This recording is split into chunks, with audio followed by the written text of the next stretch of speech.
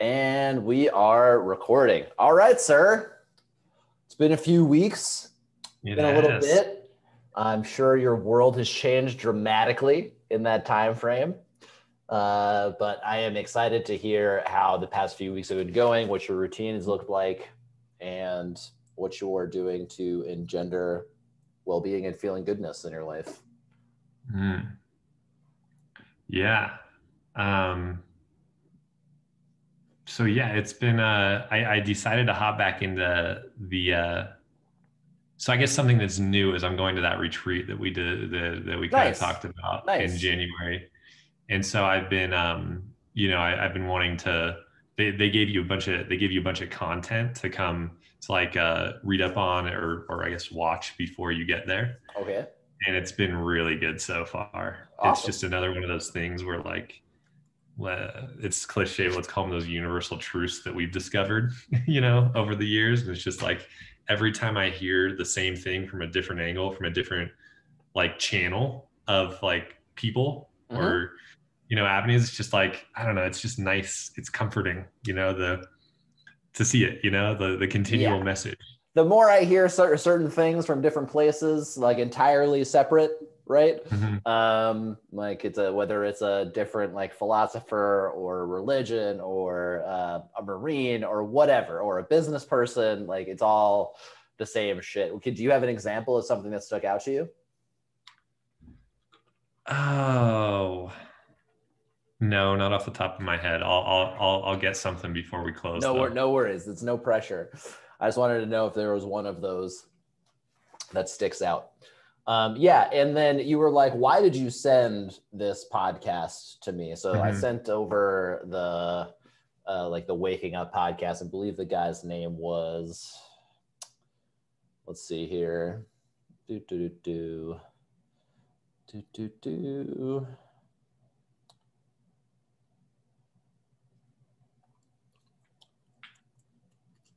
Oops, that's the wrong message list. That's why. I'm like, the heck? Let's see. Yeah, the power of compassion. And oh, the guy's not listed there. Let's see if it'll open up over here in podcasts. Yeah, James R. Doty. And I was actually surprised that you messaged me with like, why did you send this to me? I was actually shocked. Did you listen to the whole thing? Yeah. So I wasn't, and I didn't feel like, why did you send this to me? I no, was no, just no, curious no. about what particular Just aspect. like how it relates to our work together. I was shocked. Not like, oh, how dare you send this? I didn't get that vibe. Uh, more like, so he tells this story of going into like, here's this kid who's suffering a bunch in his life, and then he goes Oh, into it's our story. Yeah, yeah, and he yeah, goes, it's not just our story, it's like he yeah. goes into this magic shop, and the lady who owns the magic shop gets to know him and starts mentoring him, but specifically on exactly this stuff. He's got stories that are going on in his mind about the world around him that aren't really serving him, and then ways to identify what those stories are and then rewriting them. And he almost Mm. used the same vernacular that we use. So yeah, when you messaged me like, why did you what inspired you to send this? Be like, what? That's literally everything we do. Yeah, I guess so. Yeah, I guess I was reading it I was from like, like I was trying to read it from like because that was his story, of how he came to be in his journey to his uh, he's a neurosurgeon, right? neurosurgeon, Um, yeah. and so I couldn't quite correlate like his like actual story beyond that, right? So I was like, oh yeah, I guess I lost over that fact, but yeah, Ah, it was ah, totally. ah. And what a happenstance for him, it must have been. And I wonder in that situation, like, well, he must have subconsciously been looking for something else, something different. When the He. student's ready, the teacher appears. Mhm. Um, and we all get it exactly when we're supposed to. And so for some people, they don't get it at all. And that's okay. Like it's totally fine. Like not everyone. I would like everyone to have this stuff, but like I'm not the arbiter of the universe to decide when people get stuff and when they don't. And there are tons of people that aren't ready for it or aren't ready to hear it or don't get it or don't, and that's totally fine. That's absolutely fine. But for those that are, we're out there. And the more I like pay attention, the more I see it all around me of people doing this kind of stuff, which is really cool. And this stuff being specifically exactly what I said earlier, which is once we understand or come to the realization that I have thousands and thousands and thousands of thoughts a day that just arise. They just come up.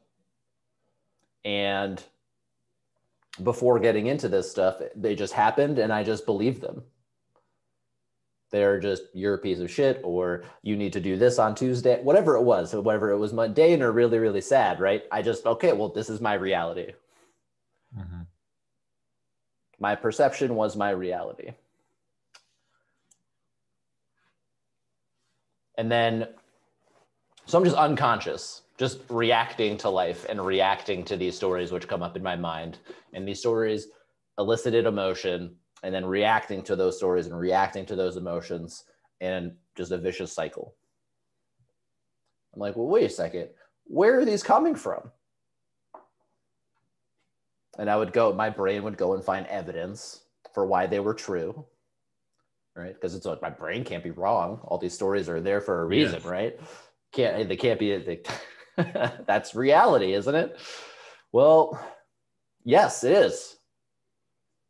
The trick is like, it doesn't have to be, and I can change it. So at first it feels clunky, and it's like I'm actively changing them. I'm watching them happen, becoming aware of them. And then, okay, well, I don't like that one. I'm going to go ahead and replace that one with the ones I know work. And then over time, they either don't come up as frequently, or they shift entirely.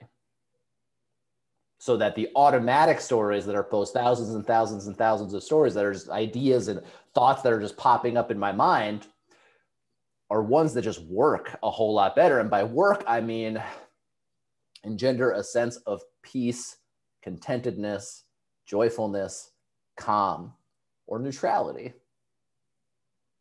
instead of anxiety and fear, which is kind of the default, I think. I'm so glad you mentioned this, because that's exactly the kind of message that I was been primarily listening to early on in these videos. Is this guy gives the example of, there's let's go through two scenarios. The first scenario is a woman gets her husband leaves her, goes and moves to Barbados with his two secretaries, yada yada yada. Both secretaries. Nice. This is just a made up story. I know. Just a made up story. I'm just saying, that's great. Not just one, but two. Like, all right. Oh yeah, I know. Going full bore. And he describes this hypothetical woman's life where everybody asks her like, oh, why are you so sad? Oh, well, my husband left me and this happened to me. And she continues to tell her story, and then she continues to see more of it in her life, and it perpetuates it. And she continues to tell her story. And 20 years later, she's saying, they're asking, well, how'd you get in this position? Well, my husband left me 20 years ago. Same person, or same scenario, different person. The woman decides, hey, I'm going to go read a book on healthier relationships. I'm going to go, I'm going to go educate myself on nutrition, start eating a little bit better. And then starts focusing on those things that are, are more skillful thoughts, like we talk about, looking for that growth. I want something else. And, eventually this woman, gets married to this millionaire, yada, yada, wonderful life, all these things, right? And somebody asked me, well, what happened to you? How'd you get all these wonderful things? She goes, well, my husband left me 20 years ago. She goes, oh, your husband 20 years ago, he left you 20 years ago. Like, what do you think of all that? And she goes, it's the best thing that ever happened to me, right? And, I tell that story horribly, right? But it's like, it just makes me think like the longer time goes on, like I feel like there's zero coincidences. So whether or not they're coincidences, okay, I agree with you, but whether or not is almost irrelevant. Mm-hmm. It's my perspective on the situation. So it's like, I could look at the termination of a relationship as some like horrible, sad, what do I say when relationships end? What do you say? Yeah. What if you? Oh, you're like one of the few guys who didn't break up with his girlfriend, or while they went through a Yeah. giant spiritual shift. But I say congratulations. I say that to people going through divorce. I say that because that's what it is. I am the furthest possible I could possibly be in being in the relationship that I want if I'm actively in a relationship that I don't want to be in. So the ending of that thing is the beginning of finding the relationship I really want to be in. And that's entirely a matter of perspective. Or I could be sad, which is also fine. I'm not saying that it's not sad to break up with one's girlfriend or boyfriend or whatever. It is. It's a death and it should be acknowledged. And I want to feel that thing. But I also get to choose the perspective that I can have. Like, yes, I'm sad, but also I'm excited for the next one. Both of those things can happen at the same time. I can feel both of those emotions. And I can also be like, have the emotions of like, I'm going to be alone forever. I'm never going to find something that I really want to be with. I can feel those things too, acknowledge that I'm having them, recognize them and go, I don't want to have those thoughts. And replace them with the excitement, even if I'm faking it in the moment.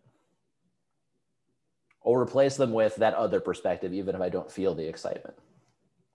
Mm-hmm. Excuse me. So, and I like hypotheticals. I like fake stories. I like real ones way better. Real ones are just way, way better. I like taking examples from my own life of a time where I had an opportunity to react in a particular way, and then I just did not. It's really fun. And even in the most mundane, I like really the mundane stories too. So a perfect example, I was working with one of my other guys and he told me this great story and it's the most boring story in the world, but it's so apt to this thing.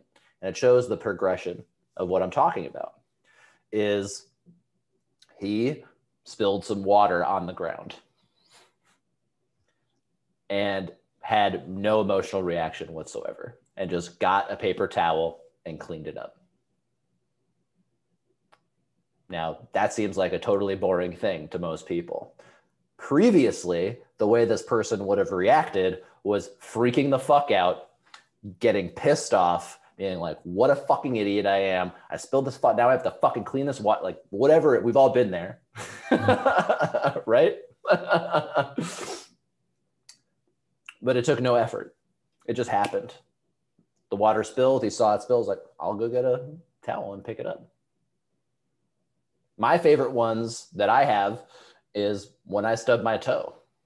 The past like 3 times I've stubbed my toe, I've stubbed my toe and I've almost had almost no emotional reaction to it. It hurt. I was like, all right, I'm going to just feel this pain for a little bit. And then I just felt the pain, acknowledged the pain, let it run its course, and then continued on my day. I'm like, whoa, that is a really cool way to be in the world. And then there's other times when I metaphorically stub my toe and I fucking have an outsized emotional reaction, and it's fine. Part of it's not beating myself up for not being perfect.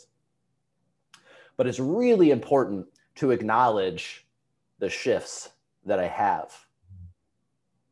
Because sometimes it can be very hard to notice after we've been fucking flying high for so long, to notice how big the changes in our lives are. Right? We always go back to the one example with you specifically, which is like, when was the last time you've broken your windshield with a cell phone? Out of anger. Or anything else for that matter. Right? And we joke and we kid, but it's really, really nice to look back and see how far we've come. Mm. So many times in so many groups of people, it's like reminiscing on the old days and like how shitty things were and yada, yada, yada. And that's nice if there is the juxtaposition of like, and now, holy crap. Like, look at this. Look at the shifts that have happened. It's nice to point to the stuff that I have and all of the material things. That's okay. That's great. But those are kind of a consequence of all of this other stuff happening. And by this other stuff, I mean this just mental shift. The stories that just run on autopilot just being completely different. And now that's not to say like, oh, and now they're all gone. I never have a thought that's like, oh, you're a piece of shit or whatever. I have them. But both the frequency and my reaction to them are different today.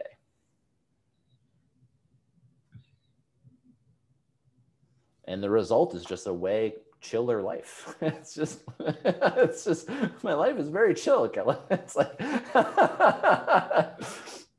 very, very calm life. I struggle with the nuances of parenthood, particularly in this one. Well, that one I can't be of much service there, man. I can stub my toe all day long, get things thrown at me at work, whatever. And then you get in these situations with kids where it's like, well, if I just let this happen, then this kid's walking all over me, right? and so it's like it's interesting boundary setting, and they're just having a good time. But yeah, I bring that up because I was struggling with that tonight, reflecting on how frustrated I was at dinner. The closest thing I have to kids are new mentees, and that's about it. Yeah, that's maybe not a terrible comparison. Well, like, and maybe and you'll know more about this than I will, but it's like early on, we're talking first 6 months, a mentee will always push a boundary of some kind. They'll like show up late or like reschedule a last minute, whatever. And, you know, you and I have been working together for fucking years now, so it's very different between us. But in a new relationship like that, in a mentor-mentee relationship, like that's a fucking no-no. Mm-hmm. Like we are not there. And so it's very important to fucking set that boundary immediately. Be like, you get one of those, that's it, if you want to keep working together. Because I only want to work with people who want this fucking thing. And my job as that mentor is to set and hold those boundaries and hold that space for them.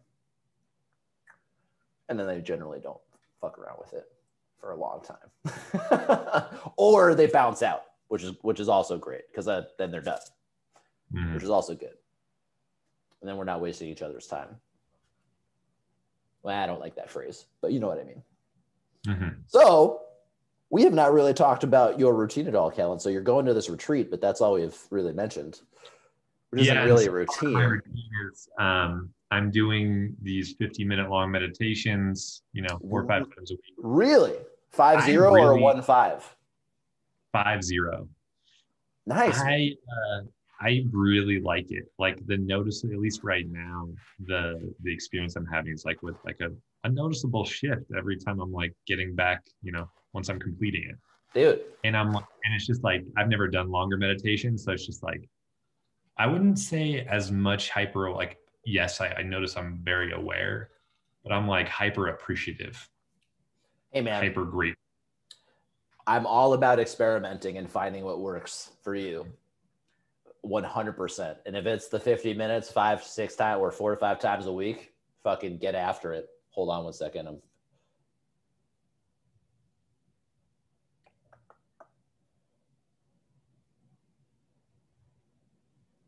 I'll turn this off so that we don't have any more distractions. All about finding what works for you. All about it. And there's definitely something to be said for doing longer meditations. Like I was definitely felt way different and reacted to the world way differently after a 10-day meditation retreat that after I was meditating all day, every day. It definitely has an effect. 100%.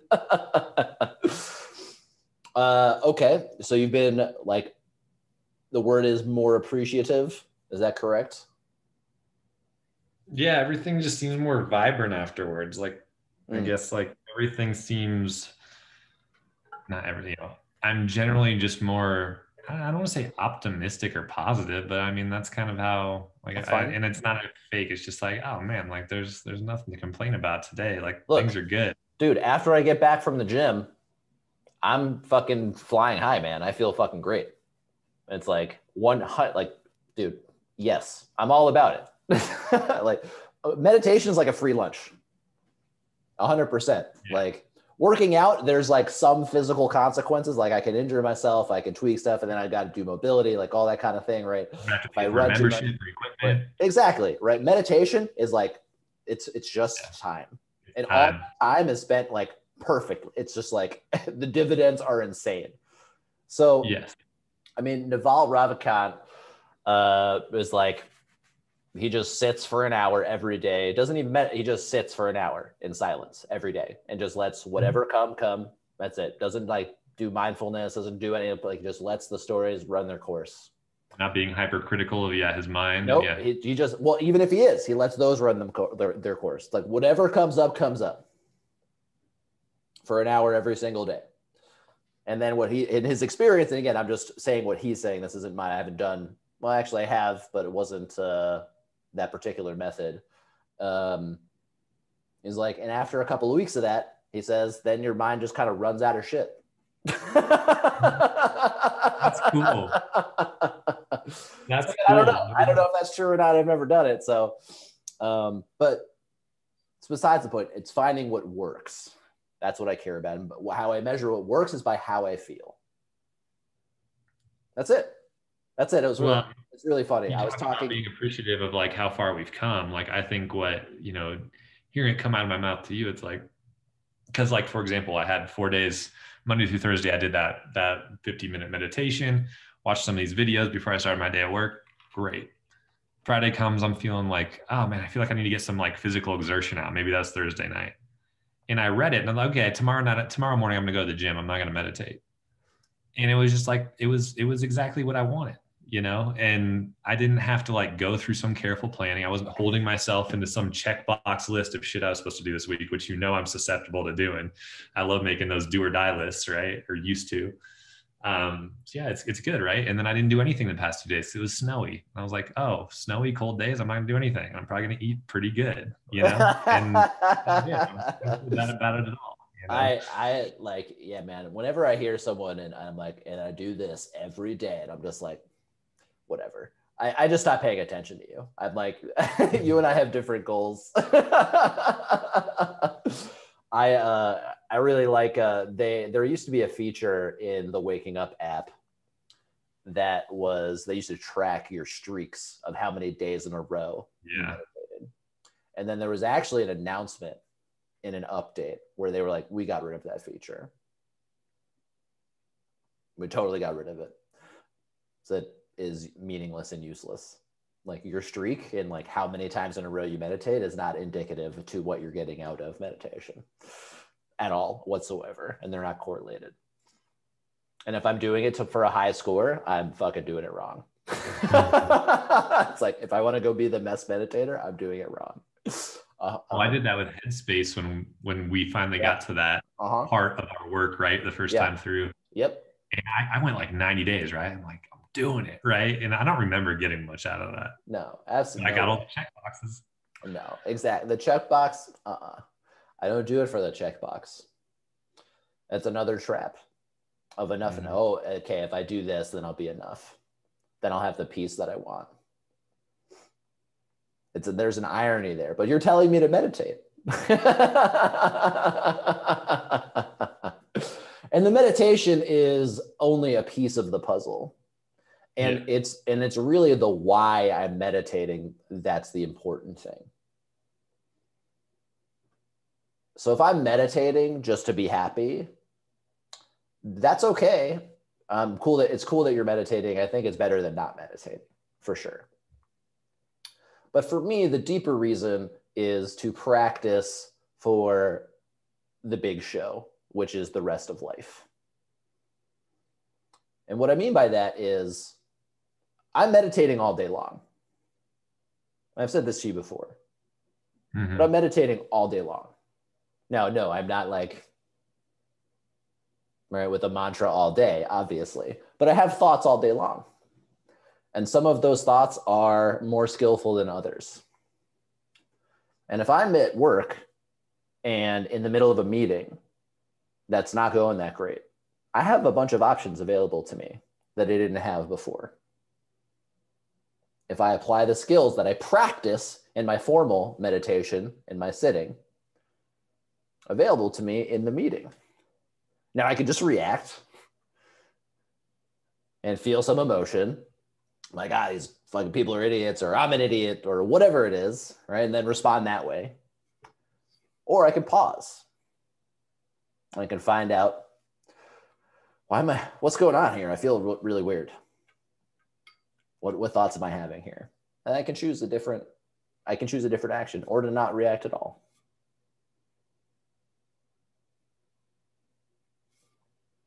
And the more I practice, the more skillful I get at doing that. And then the more practice I get, I don't even need to be skillful, because just the next right thought or action just comes.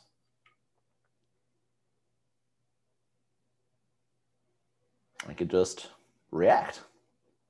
And that reaction is the way I actually want to act.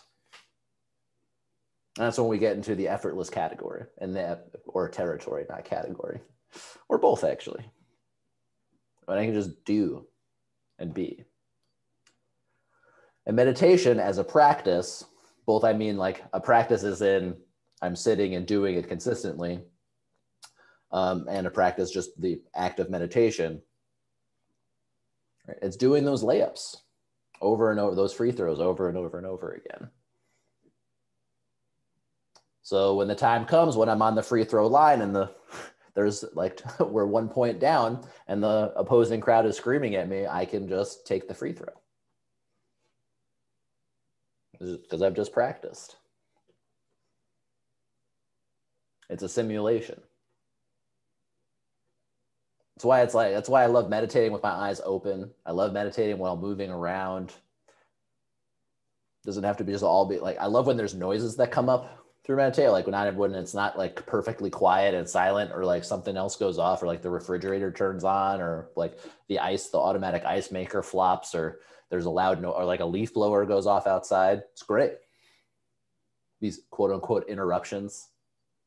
It's life. And my reaction to these stimuli really determines how content I am.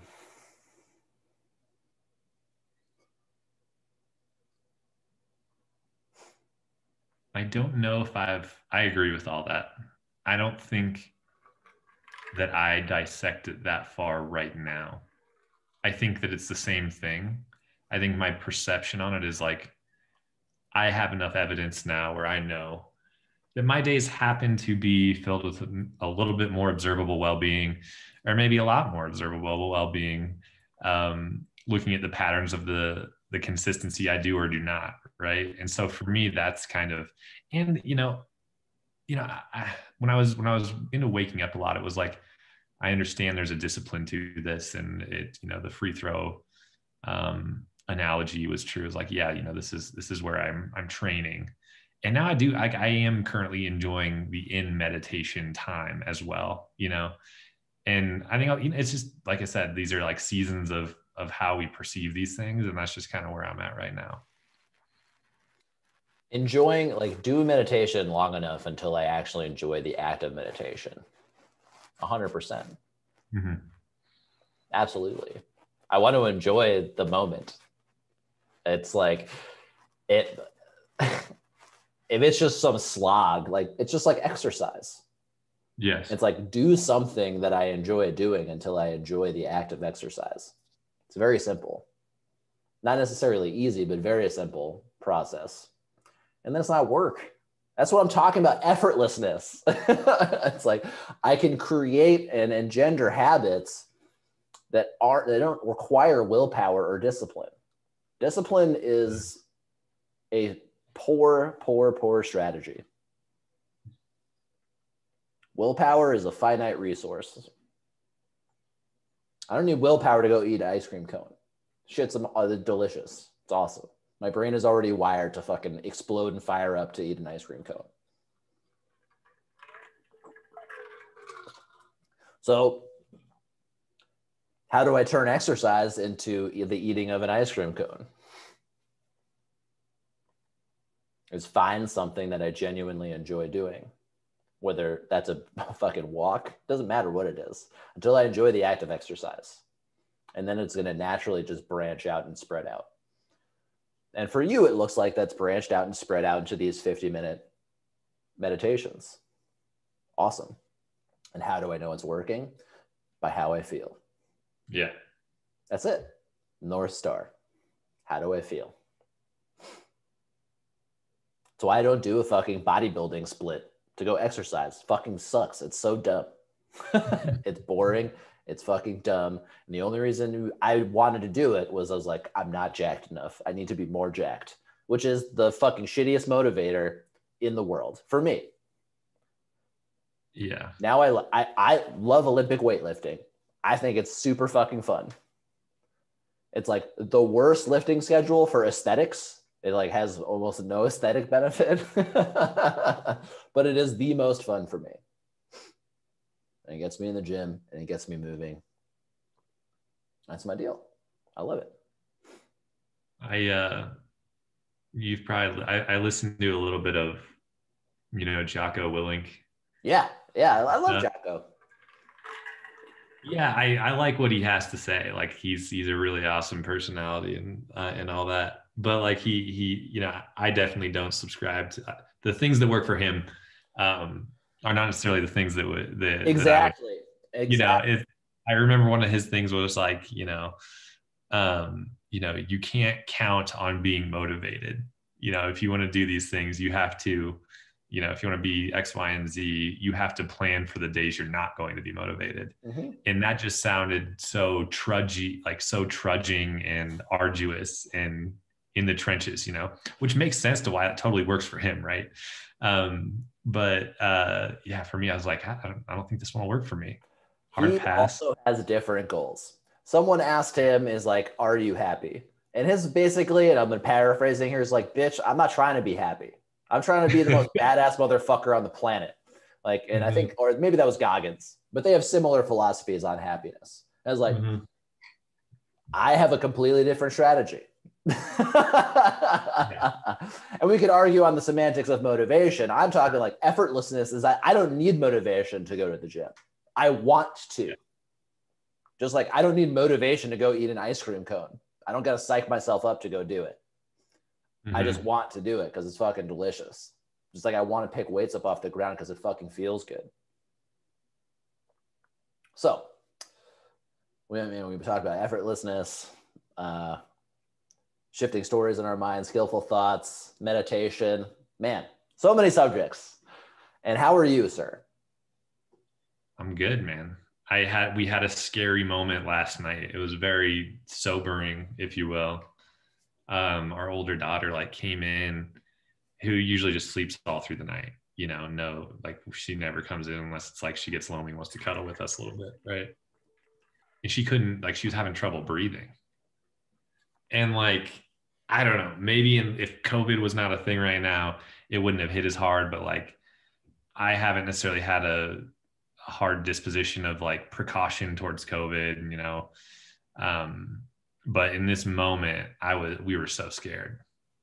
Kristen took her to the ER right away, and it was just it was a recalibration of I remember specifically thinking in the moment, how much do I care about my leg being weak right now? Right. I remember thinking that, and I was like, yeah, I know some things are very important to me and others maybe are less than I thought. And I don't know, it was an experience. I don't know. I don't really have any other observation, but it was just a heavy thing that happened to have happened last night, and she's good now and she doesn't have COVID, just some typical respiratory thing that kids get. Well, so tell me your arch of emotions through that process. Did you apply any of the tools that we talked about through our work together in any of these scenarios?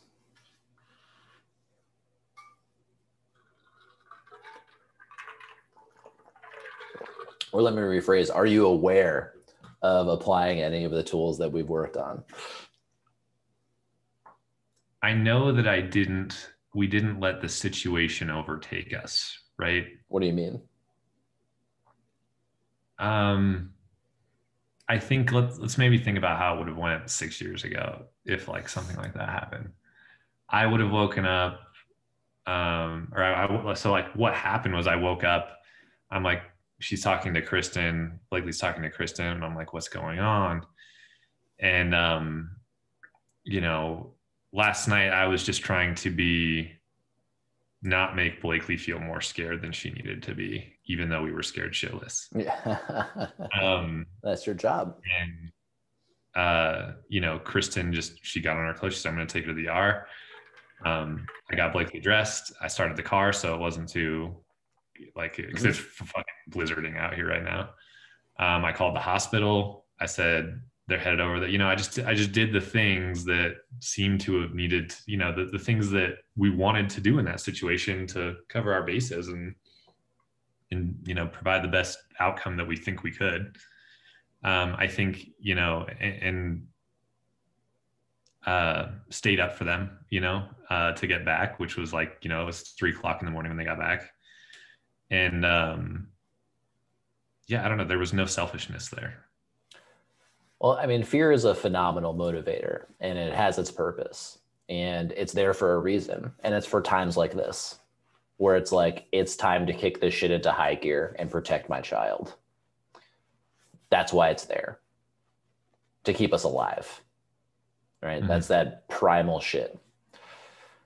The problem is we kick, at least for me, and like the rest of humanity in my experience, is that we kick it into overdrive with fear for way too many things, for things that are not life-threatening, and turn all sorts of shit down to all the way to getting it like a fucking ticket from the meter maid into holy shit, my life is in danger territory. So like feeling these things and then reacting in kind to them is exactly what we're supposed to do. That's your job. You're the dad, right? Got to keep your baby safe. You're also just not doing it in front of the principal if like if they don't have the orange juice you like at the recital. There's a lot of research to indicate that's why we have so many, let's say, illnesses today, right? That is because our bodies are constantly, the general population's body, for the most part, is constantly, like you said, reacting to these things that are not life or death as if they are. And our bodies aren't used to it. They aren't calibrated to that. Yeah, we don't have the normal outlets that we would normally have, namely just being exhausted from working all day. So it's like, and so the anxiety can just build and build and build over time. But I'm proud of you, man. It sounds like you handled the situation exactly like you were supposed to. You didn't have some like gigantic fight with your wife about it. There weren't these dramatic consequences. You didn't fucking pound like the fucking sheetrock and put holes in the wall, right? You fucking took care of your kid. You brought him to the hospital. You did what you're supposed to do, and she's safe. So I told Kristen this morning, I was like, I told her last night and this morning, I was like, thanks for taking her last night, right? And she goes, well, and then this morning she goes, well, thank you for letting me take her because I don't think I would have been able to sit at home not knowing exactly what was going on. Yeah. So it was just, the whole thing was wild. It was scary. I don't think that I've ever been that scared for our kids before. Either of our kids. Yeah, man. It's like the powerlessness and you have no idea what to do. And it's like, well, we are over time, sir, for our time together, but it's always a pleasure. I like this, like once every 2 week cadence. I think that's great. And that works. And then, yeah, man, hit me up whenever. And until next time. All right, brother. Take care. Take care. Bye.